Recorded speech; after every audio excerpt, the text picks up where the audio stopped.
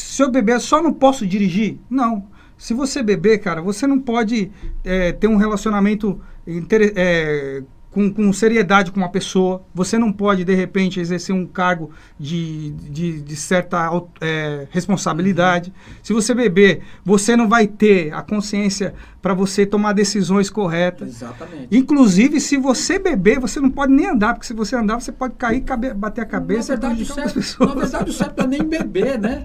O certo é já nem beber. Já é uma frase falando para você beber, querendo ou não. Porque fala, se beber. Entendeu? Se você beber, não dirige. Então, você pode beber, só não pode pegar o seu carro. Só não pode dirigir. Tem tantas coisas letais que sugere a bebida.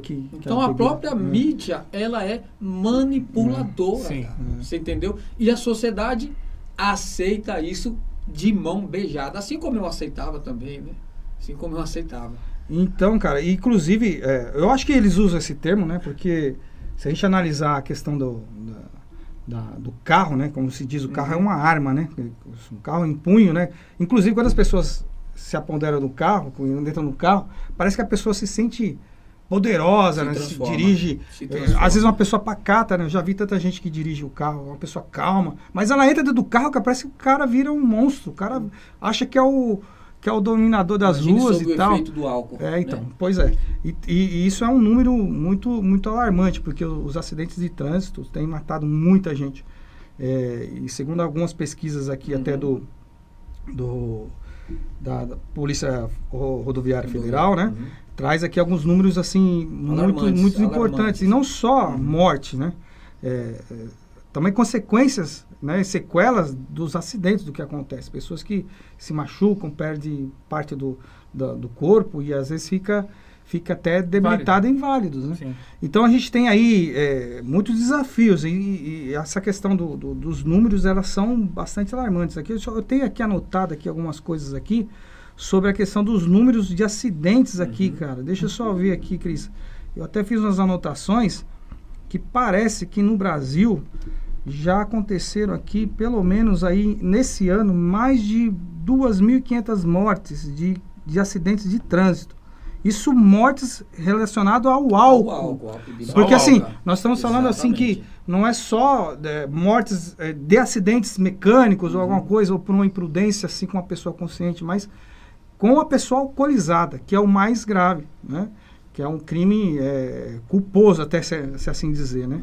E a gente tem aí grandes exemplos aí que a gente percebeu um tempo atrás, pessoas que mataram no trânsito e foram presas e depois eventualmente soltas. Pagou fiança e saiu. Pagou fianças e saíram. E depois desse episódio, ainda continuou bebendo e foram flagradas outras vezes cometendo o mesmo ato, vou dizer, o mesmo crime, né? Então esse é o desafio mesmo, por isso que talvez eles reforçam nesse sentido, né? Para o carro ser uma arma, né? Mas é isso, cara, eu entendo que... Pode falar, Gênero. E qual o problema, assim, Luciano? Porque a pessoa, quando ela faz a ingesta, né, inclusive demasiada de álcool, e pega um veículo, ela não está colocando só a vida dela em risco. Ela está colocando a vida de um transeunte. Ela está colocando a vida de uma criança em risco. Ela está colocando a vida de um idoso, de uma mulher ou de alguma outra pessoa. Né? Ela está colocando a vida dessa pessoa em risco. Verdade. Agora imagina, você atropela uma pessoa sob o efeito, você estando sob o efeito das bebidas alcoólicas, e quando passa esse efeito, imagine só, aquela culpabilidade que vai ficar na sua mente. E é algo que você vai ter que carregar para o resto da vida por uma irresponsabilidade de sua parte. Você planta, você colhe, né, Juliano? A pessoa plantou mal e infelizmente vai ter consciência desse mal pro resto da vida. Né? Eu, pelo menos assim, graças a Deus, né? Quando eu bebia, andava muito de moto, bêbado, mas só que engraçado que eu só caía com a moto parada. Quando eu ia subir do lado, eu caía do outro. Moto parada, geralmente é assim. Depois que eu andava, ia 10 por hora, devagarzinho, eu caía. Mas se eu parasse a moto... Tombava de lado e caía. Por causa do peso, né, da moto, né? E você fica, na verdade, relaxado. Porque o álcool, Luciano, ele, quando se liga aos receptores de GABA, né, Mas o que é GABA, né? Pode falar, que eu não sei, né? Também, eu Quem preciso saber entender, como é que é né? isso aí. GABA são, na verdade, são neurotransmissores, né? Certo. E esses neurotransmissores, eles agem como mensageiros, né? No caso do GABA, ele traz relaxamento. E ele é produzido pelo próprio organismo, né? Por áreas específicas do cérebro. Uhum. Então, o que acontece? Quando o álcool ele se liga a esses receptores de GABA, você fica relaxado. O álcool acaba fazendo o serviço do GABA, entendeu? Sim. Então você fica muito relaxado, você, na verdade, começa a perder até mesmo a coordenação motora, Sim. né?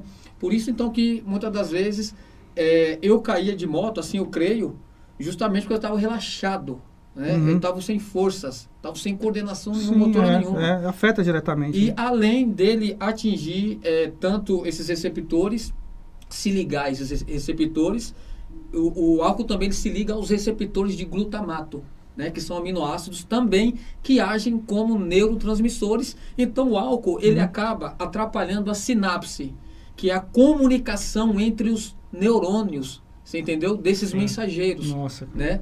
Porque esses mensageiros têm que partir de um neurônio Uhum. para outro neurônio. Certo. Então o álcool, quando ele se liga aos receptores dos neurônios da membrana pós-sináptica, Uhum. basicamente, ele acaba atrapalhando a função desses função neurônios. motora das pessoas. Então, o que acontece? Aonde eu quero chegar? Uhum.